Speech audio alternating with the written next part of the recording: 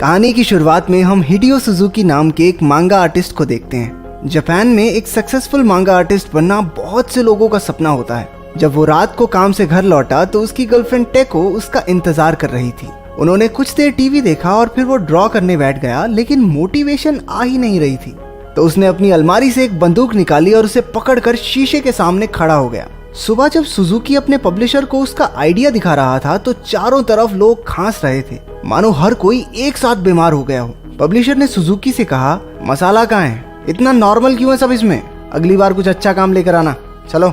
Office में काम करते हुए उन्होंने न्यूज पर देखा कि एक अनजान इन्फेक्शन तेजी से लोगों में फैल रहा है, जिससे अब तक 4 लोगों की मौत हो चुकी है। थोड़ी देर बाद सुजुकी को टेको का फोन आया। वो उससे बात करता हुआ बाहर बालकनी में चला गया। उसने देखा कि कुछ हेलीकॉप्टर्स शहर की ओर जा रहे थे, लेकिन वो इस बारे में ज्यादा नहीं सोचता। सुबह वो टेको का मनपसंद नाश्ता पैक करवा के फ्लैट पर पहुंचा। जब उसके जोर जोर से दरवाजा खड़काने पर भी टेको ने कोई जवाब नहीं दिया तो वो लेटर होल से अंदर झांकने लगा। उसने देखा कि टेको का शरीर बहुत अजीब तरीके से हिल रहा था, जैसे वो किसी भूतिया फिल्म की चुड़ैल हो। वो अचानक दरवाजे की तरफ भागी और उस पर हमला कर दिया। उसने देखा कि टेको का चेहरा बहुत अजीब हो गया था। वो उसकी हथेली पर काट लेती है। खुद को बचाने के लिए सुजुकी ने टेको का सर एक नुकीली ट्रॉफी में दे मारा और जल्दी से वहां से निकल गया। रास्ते में वो देखता है कि बहुत सारे हवाई जहाज कहीं जा रहे थे। जब वो अपने ऑफिस में पहुंचा तो उसने अपने एक सहकर्मी को हाथ में एक खून से सना बेसबॉल बैट लेकर खड़े हुए देखा।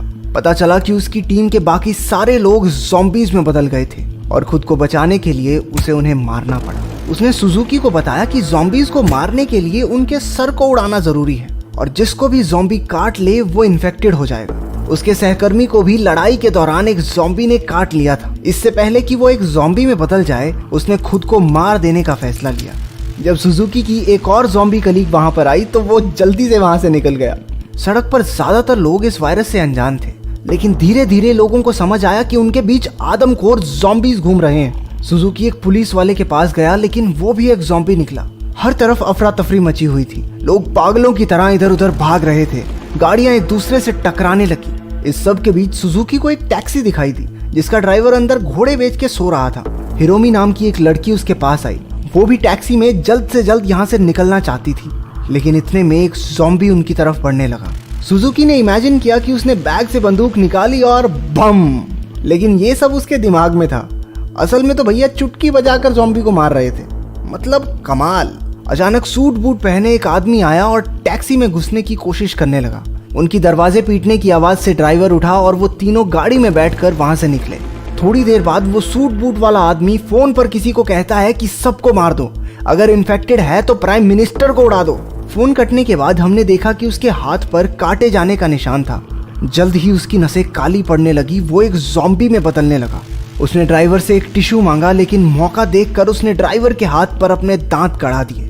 सुजुकी ने किसी तरह उसे गाड़ी से बाहर फेंक दिया। सबने सुकून की सांस ली, लेकिन तभी ड्राइवर के गले की नसें भी काली पड़नी शुरू हो गई। वो अचानक गुस्से में एक पागल आदमी की तरह गाड़ी चलाने लगा। सुजुकी ने हिरोमी को पिछली सीट पर खींच लिया ताकि ड्राइवर उसे नुकसान न पहुंचा सके। वो दोनों अपनी सीट बेल्ट लगा लेते हैं क्योंकि ड्राइवर बेकाबू होकर बहुत तेज गाड़ी चला रहा था। जल्द ही उनका एक दूसरी गाड़ी से एक्सीडेंट हो गया। जब सुजुकी की आंखें खुली तो उसने देखा कि कार रोड पर उल्टी पड़ी थी। जब वो दोनों कार से निकले तो उन्होंने देखा कि ढेर सारी गाड़ियों के एक दूसरे से टकराने की वजह से वो पूरा रोड जाम हो गया था। वहां दूर दूर तक कोई दूसरा इंसान मौजूद नहीं था। वो दोनों सड़क किनारे बैठकर इंटरनेट पर इस सब के बारे में सर्च करने लगे। इस वायरस को ZQN नाम दिया गया था। उन्होंने पढ़ा कि वायरस का असर खत्म हो जाएगा अगर वो माउंट फीजी पर चढ़ जाएं।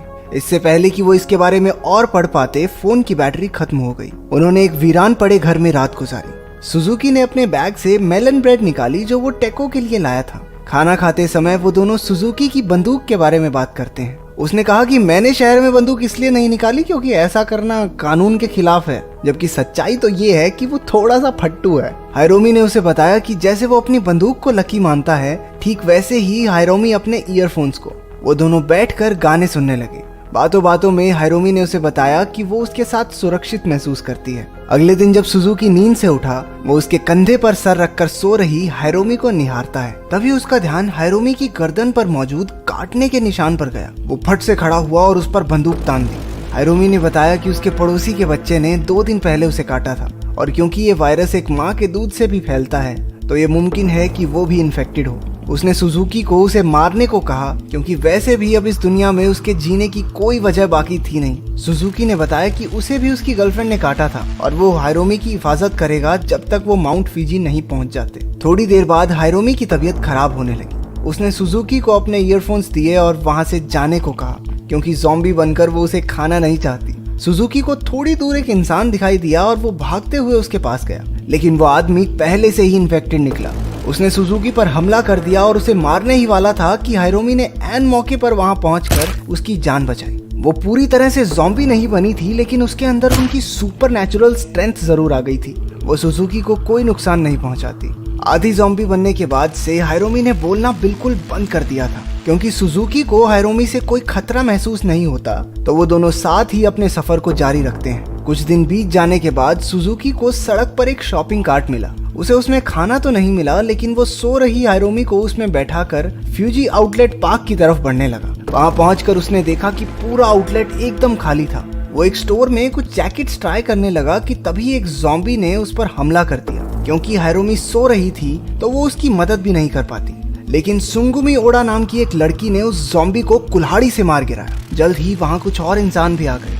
ज़ॉम्बीज के हमला करने पर वो उन दोनों को अपने साथ आउटलेट की छत पर ले गए जहां सभी बचे हुए लोग रह रहे थे। वहां टेंट्स, किताबें, खाने के सामान से लेकर रोलेक्स की घड़ियों तक सब कुछ मौजूद था। सुजुकी सेफ जोन में ज्यादातर समय सुगुमी के साथ बिताता। सुगुमी उसे पसंद करने लगी थी क्योंकि उसे वो एक नेक दिल इंसान लगता है। अगले दिन सुजुकी ने हायरोमी से बात करने की कोशिश की, जिसे सुनकर वो मुस्कुराई, जो कि एक साइन था कि उसकी हालत पहले से बेहतर हो रही है। हम देखते हैं कि एक ज़ॉम्बी ने तेजी से भागकर लंबी छलांग लगाई और सर के बल जमीन पर गिरा।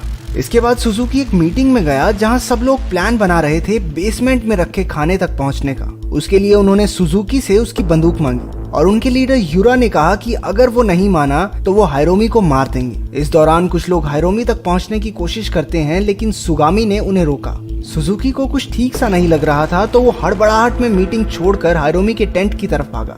उसने देखा कि यूरा के कुछ लोगों ने सुगामी और हायरोमी को बंदी बना रखा था। सुजुकी यूरा पर बंदूक तानकर कहता है कि अगर उसने उन दोनों को नहीं छोड़ा तो वो उसे गोली मार देगा। हायरोमी ने उसे पकड़ने वाले दोनों आदमियों को बड़ी ही आसानी से धरती पर पटक दिया, जिससे सबको पता चल गया कि वो भी इन्फेक्टेड है। लेकिन उसकी आंख बाकी सबकी तरह काली नहीं थी, बल्कि उसमें हर तरह के रंग थे। पर यूरा को इस बात से कोई फर्क नहीं पड़ता और उसने हायरोमी के सर पर तीर मार दिया। वो जमीन पर गिर पड़ी।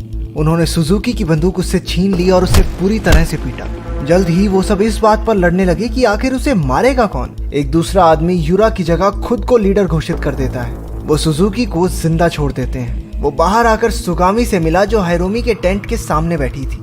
उसने एक और साथी की मदद से हायरोमी को छुपा दिया था, जो अब भी जिंदा थी। सुगामी ने सुजुकी को बताया कि हायरोमी बाकी इन्फेक्टेड लोगों से अलग है, क्योंकि उसके दिल की धड़कन अब तक चल रही है। सुजुकी इस बात से बहुत दुखी था कि वो यूरा पर गोली नहीं चला पाया और अपनी बंदूक तक खो दी। वो खुद को एक कायर, डरपोक और हारा हुआ इंसान बुलाता है, लेकिन सुगामी ने उसे समझाते हुए कहा कि वो सिर्फ एक अच्छा इंसान है जो आसानी से किसी को मार नहीं सकता। उसने सुगामी से हायरोमी का ध्यान रखने को कहा, क्योंकि उसे बाकी सबके साथ बेसमेंट में फूड सप्लाईज लेने जाना होगा। कुछ लोग शोर मचाकर ज़ॉम्बीज का ध्यान छत की तरफ बटोरते हैं, जबकि बाकी सब बेसमेंट की ओर गए। बिल्डिंग के अंदर घोर अंधेरा था। जब वो रास्ता खोज रहे थे तो कोई लाइट्स ऑन कर देता है। उन्होंने स्टोरेज रूम को ढूंढ लिया, लेकिन वो क्या जानते थे कि कोई सिक्योरिटी कैमरा से उन पर नजर रखे हुए है। जब वो खाने का सामान बटोर रहे थे तो उसी आदमी ने दुकान का म्यूजिक चालू कर दिया। जल्द ही एक ज़ॉम्बी उनमें से एक पर हमला कर देता है। वो ज़ॉम्बी और इंसान दोनों को एक साथ गोली मार देते हैं, लेकिन फिर उन्होंने देखा कि पूरी पार्किंग ज़ॉम्बीज से भरी पड़ी थी। उनकी बेकार स्ट्रैटेजीज की वजह से ज्यादातर लोगों को ज़ॉम्बीज मार देते हैं। जो इंसान उन्हें सिक्योरिटी कैमरा से देख रहा था वो कोई और नहीं बल्कि यूरा है। इस सब में सुजुकी ने एक लॉकर में छिपकर अपनी जान बचाई। वो ज़ॉम्बी जो कुछ दिन पहले सर के बल गिरा था, अपने आप को तैयार करता है एक सबसे ऊंची छलांग के लिए। वो आउटलेट की तरफ तेजी से भागा और अपनी पूरी जान लगाकर छलांग लगाई। वो छत के ऊपर एक टेंट पर गिरा।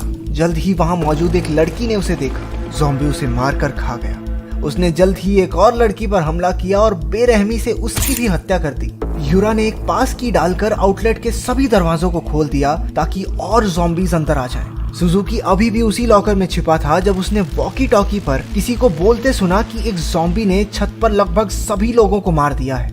सुगामी ने वॉकी टॉकी पर एक डरी हुई मदद की गुहार लगाई क्योंकि वो छत पर ही आयरोमी के साथ छिपी थी। सुजुकी अपने दिमाग में वहां से निकलने के सिनेरियो बनाने लगा, लेकिन हर बार उसकी इमेजिनेशन में ज़ॉम्बीज उसे मार ही देते हैं। उसका डर उस पर पूरी तरह से हावी हो रहा था। उसने सुगामी को वॉकी टॉकी पर रोते हुए सुना। वो सोच लेता है कि जो गलती उसने हायरोमी की बारी में की थी वो उसे दोहराएगा नहीं। वो चिल्लाते हुए लॉकर से बाहर आया जब उस पर साइड से एक ज़ॉम्बी ने हमला किया जो उसके हाथ पर काट लेता है। लेकिन शुक्र है कि भैया अपने हाथ में 10 रोलेक्स की घड़ियां बांधकर घूम रहे थे, तो ज़ॉम्बी के दांत उसकी खाल तक पहुंच ही नहीं पाए।